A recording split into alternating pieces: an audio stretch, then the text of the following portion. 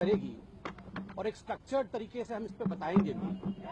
मगर फिलहाल जो महत्वपूर्ण विषय है कि सुप्रीम कोर्ट ने कहा है, जो हमने मीडिया के माध्यम से जानकारी ली है, सुप्रीम कोर्ट ने कहा है कि जो अग्रीव्ड पार्टीज हैं वो अग्रीव्ड पार्टीज कोर्ट से बाहर एक एमिकेबल सेटलमेंट करें, कोर्ट से बाहर सेटलमेंट करने का प्रयास करें।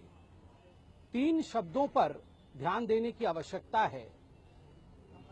सर्वोच्च न्यायालय ने कहा है कि राम मंदिर का विषय एक सेंटिमेंटल अर्थात एक आस्था का विषय है।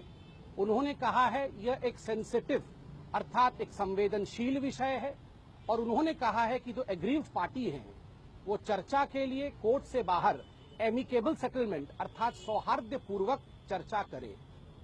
हम भी चाहेंगे कि ये चर्चा सौहार्दपूर्वक हो और इसका हम स्वागत भी करते हैं। As far as today's news is concerned, the Supreme Court has made certain observation on the Ram Temple issue. The Supreme Court observation, in fact, has to be studied in detail by the party, and we will do so. Meanwhile, what we gather from the reports, the Supreme Court has used 3 words.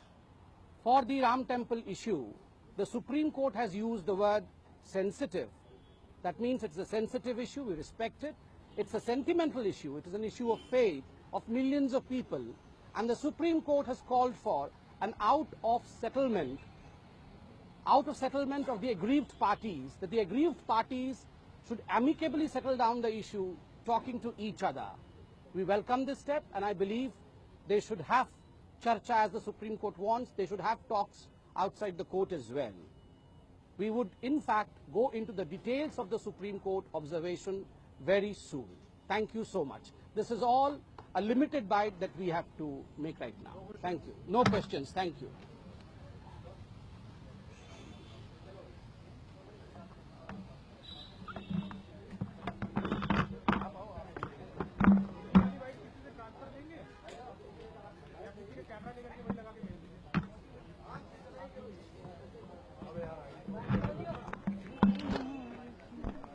भाई साहब